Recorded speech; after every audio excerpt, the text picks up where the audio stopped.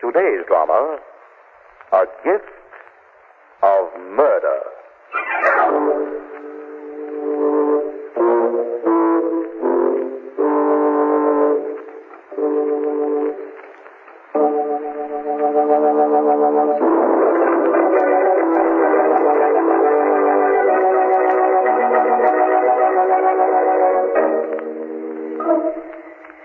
It is an evening in late December. A fine flurry of snow is just beginning to fall from the darkening sky as a smartly dressed young woman knocks on the heavy door of Gerald Covington's country estate.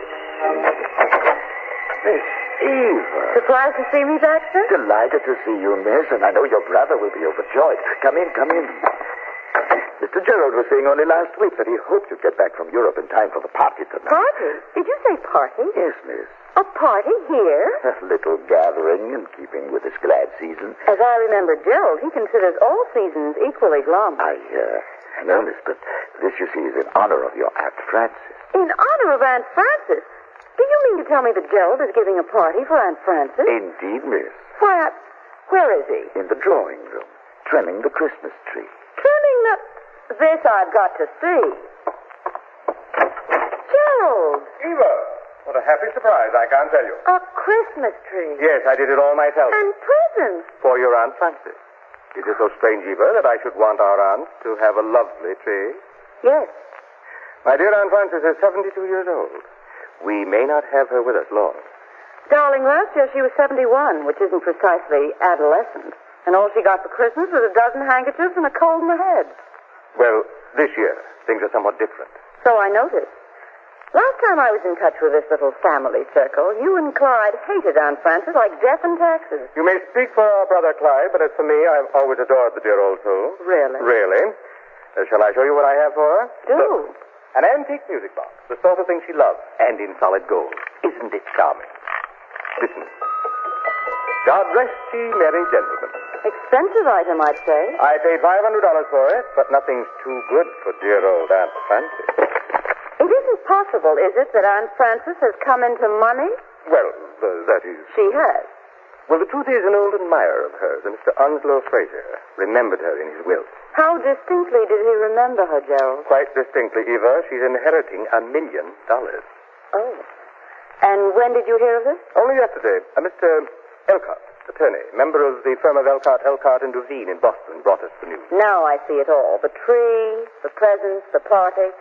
You're competing with Clyde for Aunt Frances's affection. I am only trying to brighten the end of her life. You are only trying to become the chief beneficiary of her will. Nonsense. I'm quite sure I will be a beneficiary, as you will, Eva, though I doubt that Clyde will benefit very much, if at all. Why not? I'll tell you why not. It's amusing, really. Quite amusing. Day before yesterday, before Mr. Elcott appeared, of course, Clyde was unfortunate enough to have written me a certain letter. Letter? A letter, my dear, suggesting that we put Aunt Frances in an old woman's home. No. Yes. I have the fatal bit of correspondence, keeping it carefully. And when Aunt Frances lays eyes on it, I shouldn't be surprised if she cuts Clyde out altogether. And you're going to let her lay eyes on it, of course. What do you think? Does Clyde know you do? Oh, my, yes. He's been on the phone for the past 2 days, begging and threatening my life by turn. Clyde is not a man to let himself be pushed too far, Gerald. I'll risk his wrath. I must go upstairs and wrap the music box for Aunt Frances. If the guests arrive, you'll greet them for me, won't you? Who's coming? Principally the family. Clyde and our dear aunt. And possibly the lawyer, Mr. Elcott. Anyone else? Just that young couple Aunt Frances is so fond of. Mr. Cranston and Margot Lane. Yes, she likes them.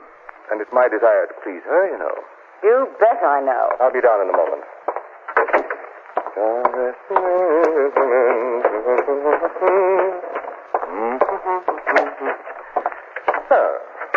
me see. This white tissue paper, I think, will be fitting. And the bright red ribbon for the holiday touch. Who's that? Oh, come in. I'll be finished with this wrapping in a moment. There, now, I think this makes a very charming little gift, don't you? I said, don't you? I said...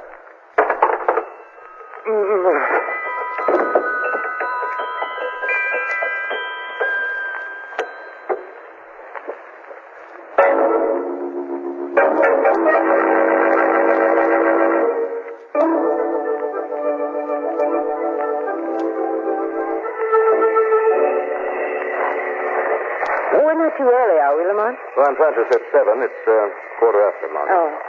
The perfect night for a holiday party. Perfect. Whirling snowflakes by special arrangement with the weatherman. Just for Aunt Frances' sake. Of course. What do you say we'll end the scene the crowning touch of a Christmas carol before we make an entrance? I'd be glad to try. Very good, milady. We shall fill the night with music. Of a sort. Me. Me. God rest ye merry gentlemen, let nothing you dismay. What was that? Sounds as if something has someone very much dismayed. Lamont. Ring the bell. Baxter. Miss Lane, Mr. Cranston. What's the matter? You look as if you've seen a ghost. Not a ghost, sir. A corpse. Mr. Gerald has been murdered.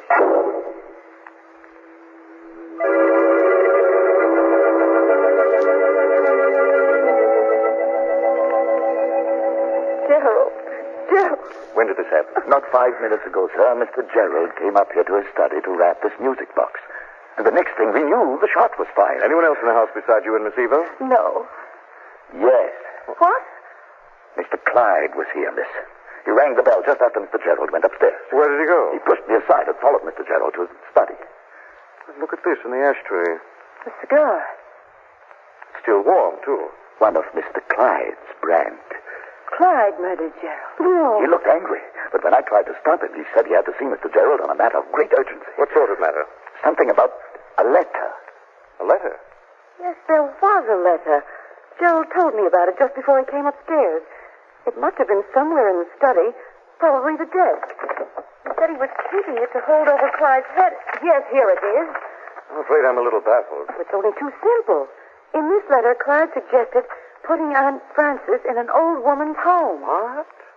But Aunt Frances just inherited a fortune. This letter was written day before yesterday. It wasn't until the next day that Mr. Elkhart appeared with the news about Onslow Fraser's will. But it's perfectly obvious what happened, isn't it? Mr. Clyde killed Mr. Gerald to get the letter back.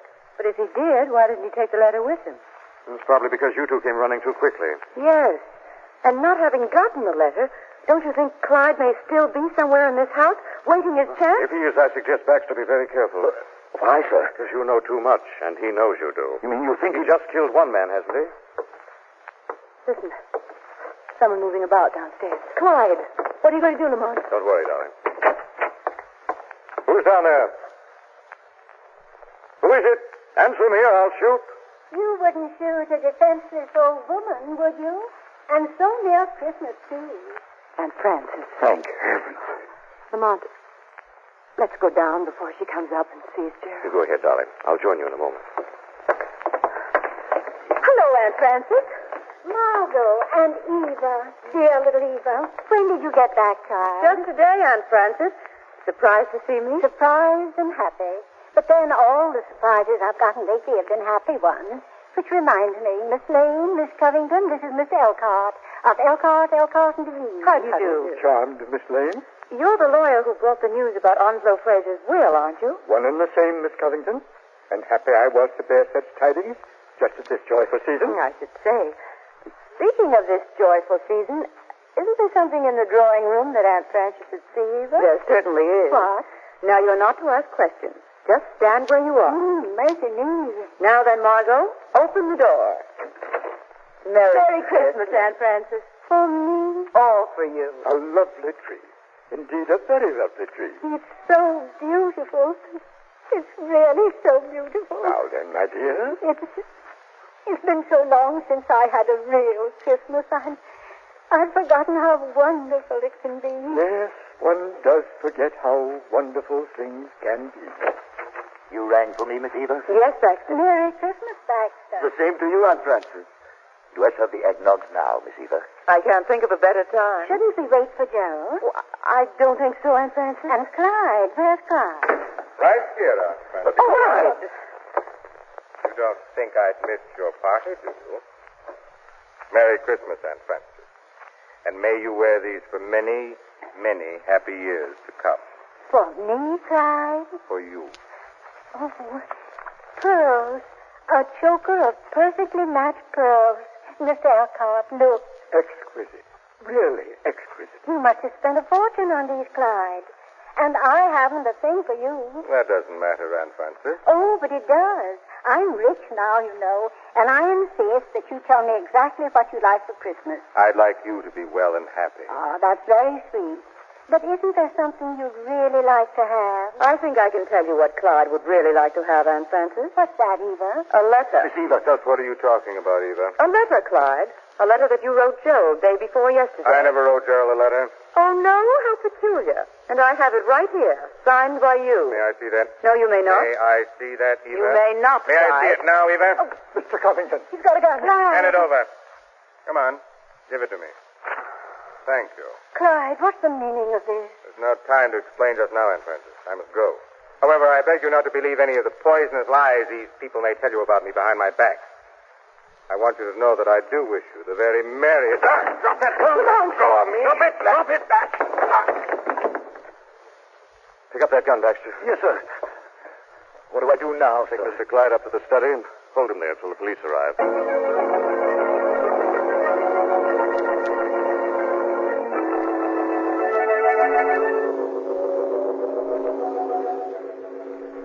Yes, that's right. There's been a murder, and we're holding the culprit under guard. Yes, I suggest you get here as fast as you can. Are the police coming, Mr. Cranston? Immediately, Mr. Elcott. I'm sorry I had to spoil your Christmas party like this, Aunt Frances. Oh, Lamont, my dear, you had no choice. Aunt Frances, Yes, my dear? we found this upstairs. A little remembrance that Gerald bought for you. A music box. And a very lovely one. Listen. Oh, how charming. And look, it's gold. Proper gift for a golden-haired lady. What did you say, Mr. Elcott? Why, Mr. Cranston! Come on. That came from the back of the house. Clyde. He's killed Baxter. Come on, Margot. Baxter! Baxter! Baxter.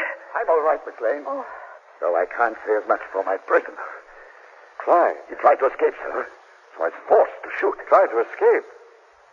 How could he try to escape with you standing over him with a gun? I don't know, sir. But he did.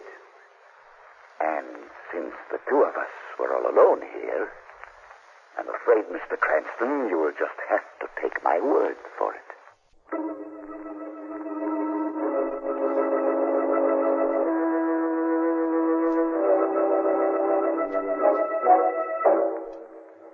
When Margot and Lamont heard the shot from the rear of the Covington mansion, they found Baxter standing over Clyde Covington, a smoking revolver in his hand.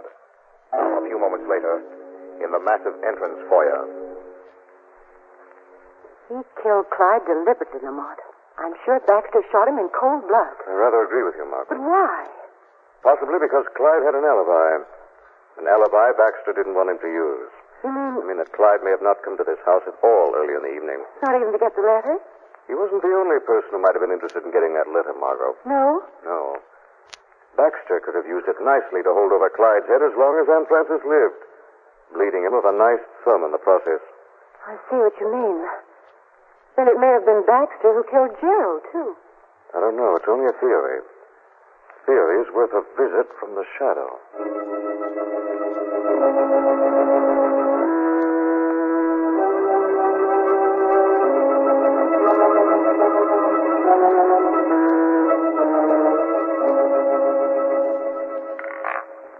God rest you, very gentleman.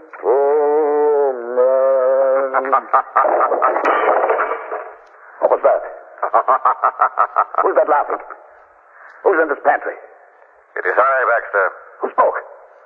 There's no one here. Oh, yes, there is, Baxter. The shadow is here. The shadow. Standing right at your elbow. You can't see me, but I'm here. Here to see justice is done, Baxter. What's happening to me? My mind is slipping. I want the truth, Baxter. Go away! Go away! Not until you tell me why you killed Gerald Covington. Leave me alone. Please, please. I didn't kill Mr. Gerald. You can't lie your way out of murder. I didn't kill him. That's not what I've lied about. What have you lied about? Nothing. The truth? I lied about him. About the man coming in before Mr. Gerald was killed. Yes? It was Mr. Clyde. No, then who was he? Will you let me alone if I tell you? Yes. All right, then. It was...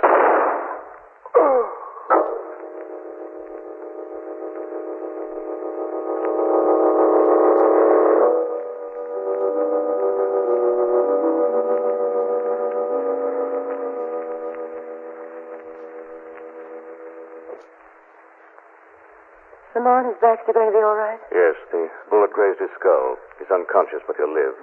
I left him in the library. This case is getting more confusing every minute. Yes, isn't it?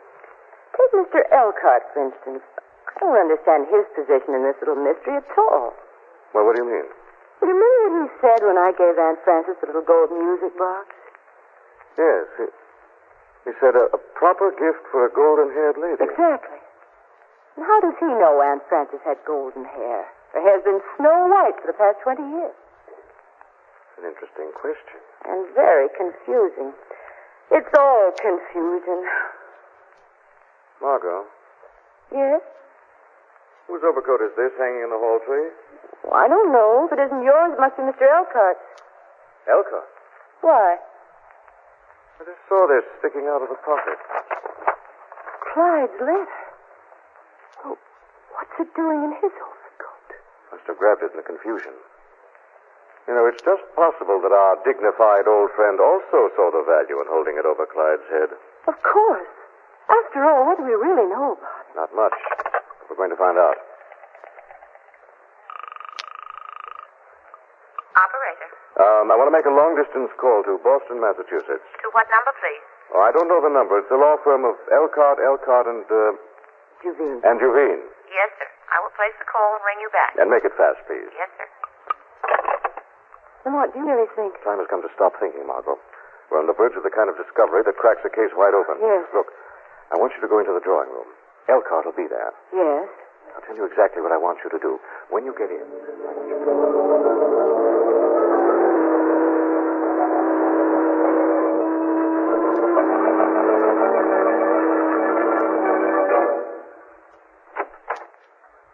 Come in, Miss Lane. Where's Aunt Frances? Lying down upstairs. She's had more excitement than she can very well stand. Sit down, Miss Lane. Thank you. Miss Eva and I were just saying that this case is becoming quite perplexing. It is indeed. This attack on Baxter is the most puzzling thing of all. Now that Clyde is dead, who could have done it? I don't know, but there's certainly no doubt that Clyde's guilty of Gerald's murder. Baxter saw him run up to Gerald's study just before Gerald was killed. I'm afraid that's not true, Mr. Elkhart. Baxter admitted he was lying about that just before he was wounded. Is that so? But there's that cigar, the one that Miss Eva saw in the ashtray. Didn't that belong to Clyde? Yes, Mr. Elkhart, it did. It even had his initials on the band. Do you really think Clyde would have been foolish enough to leave a piece of evidence like that behind, Mr. Elkhart? Well, what are you suggesting, Miss Lane? I'm suggesting that with Clyde out of the way, the margin of guilt is narrowed down pretty closely, Mr. Elkhart. To me, Miss Lane? Yes, But to you. I've been with Aunt Frances all afternoon. I was with her at the moment when Mr. Gerald was murdered. Can you prove that? Of course I can. Aunt Frances is right upstairs. You have my permission to ask her. Then it wasn't you? Obviously not. And obviously, Miss Lane, you can now draw the logical conclusion. Yes. I'm afraid we can. Before you do, put up your hand. Eva! Put that gun away. I'm sorry, Mr. Elkhart. I'm really quite sorry that you two, who aren't members of this greedy little family, had to stumble on the truth. Do you think you'll get away with this? I can try. There's a very slim chance that you'll succeed. For $1 million, I'll take a very slim chance. The telephone. Sit right where you are. I'll answer it. Hello? Someone there just put in a call to the law firm in Boston, Massachusetts. Yes? We checked very carefully, miss. There's no such firm listed. What? There is no firm of Elkhart, and Duvine. What's the matter? Who are you, Elkhart? I'm almost sorry for you, Miss Eva. There is no firm of Elkhart, and Duvine. I know. And there's no $1 million. What? But you came here about Onslow Frazier's will. And Onslow Frazier never made a will. In fact, Onslow Frazier isn't even dead. Although just at this moment he almost wishes he were. Then you... Yes, I'm Frazier. Oh, I think I begin to see. I fell in love with Aunt Frances years ago, when she was as young as you are tonight, Miss Lane. And I never fell out of love with her. Why did you have to pretend to us that she was inheriting $1 million? Why? Because I knew how dismally you and Clyde and Gerald had treated her. I had no money to help her with myself. And then the idea came to me, I could make it appear that she'd become an heiress. And then depend on your greed and deceit to provide her with at least one really Merry Christmas. A very sweet idea, but But a very dismal failure, I'm afraid. I'm afraid so, too. I'm afraid there'll still have to be 2 more murders before the party's over. Eva. There may not be $1 million, but I still have my life to think of. Don't you realize the police are on their way? But they're not here yet, and I have a gun, and the door is open. What was that? Who closed that door? I did, Eva. The door is no longer open. Who are you? I am the Shadow. What are you doing here? I've come to accuse Eva Covington of the murder of her brother Gerald. It's a lie. A lie. You can't prove it. I can prove you contrived a neat little plot to murder Gerald and convince the world that Clyde had murdered him for an incriminating letter. No. You took Baxter in on your plan, promising him a part of the $1 million you hoped to get. That's why Baxter killed Clyde when he realized he could easily alibi his way out of the charge. How do you know all this? The Shadow knows. When I confronted Baxter and was about to get the truth out of him, it was you who shot him to save your own skin. And I still have a skin to save. Either you open that door or I pull this trigger. Don't be a fool. I warned you. Drop that gun. Drop it. Drop it. Let me go. Let me go. As you please, Miss Eva. She's going out of the window. Yes, Mr. Elcott. Straight into the arms of the police.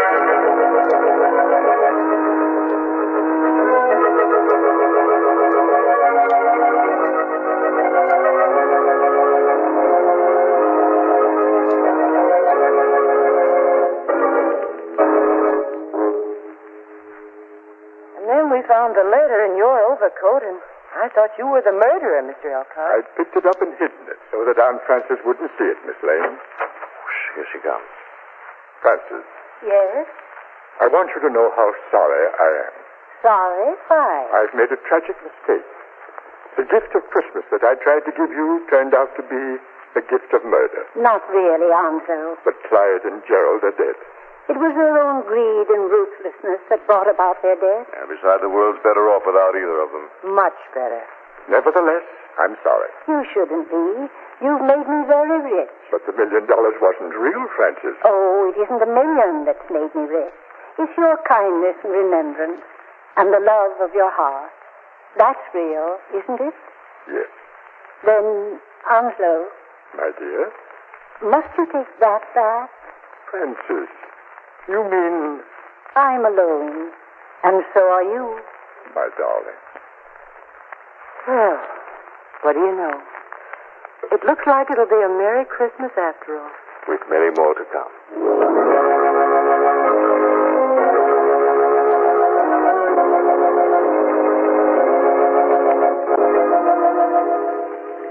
The weed of crime bears bitter fruit.